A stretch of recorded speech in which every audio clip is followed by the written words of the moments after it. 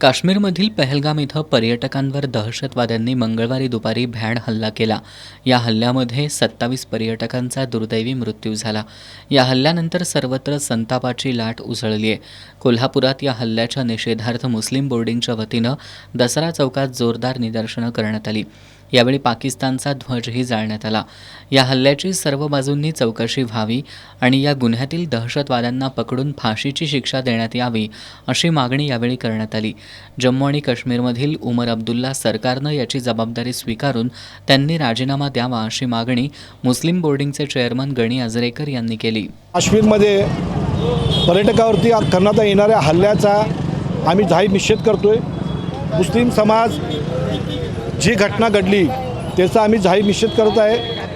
दुसरी गोष्ट की आज पर्यटकावरती हल्ला करून एक प्रकारे काश्मीरची वाट लावायचा प्रकार या अतिरेकी लोकांनी केलेला आहे. आणि अशा प्रकारे जर त्या ठिकाणी अब्दुल्ला सरकार जर असेल, त्यांनी जर प्रोटेक्शन करू शकत नसतील तर सरकार बरखास्त करावं आणि आझाद काश्मीर जे आहे, जे पाकिस्तानने कब्जा केलेला आहे, तो भारत सरकारनं आझाद काश्मीर आपल्या ताब्यात घ्यावं, आम्ही अशी जाहीर मागणी करत आहोत.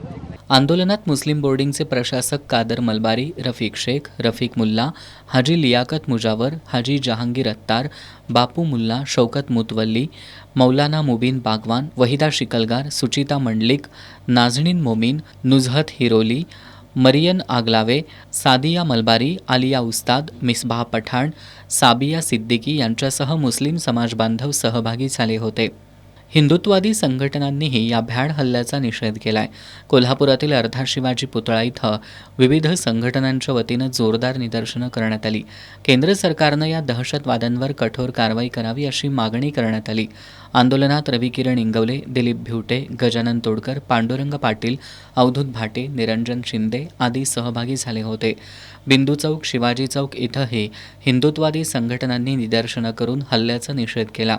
दरम्यान इचलकरंजीतही आज शिवसेना शिंदे गटाच्या वतीनं महात्मा गांधी चौकात जोरदार निदर्शनं करण्यात आली. यावेळी पाकिस्तान मुर्दाबादच्या घोषणा देण्यात आल्या.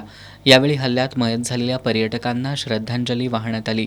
यावेळी रवींद्र माने, मोहन मालवणकर, चंद्रकांत शेळके, ऋषिकेश गौड आदी उपस्थित होते.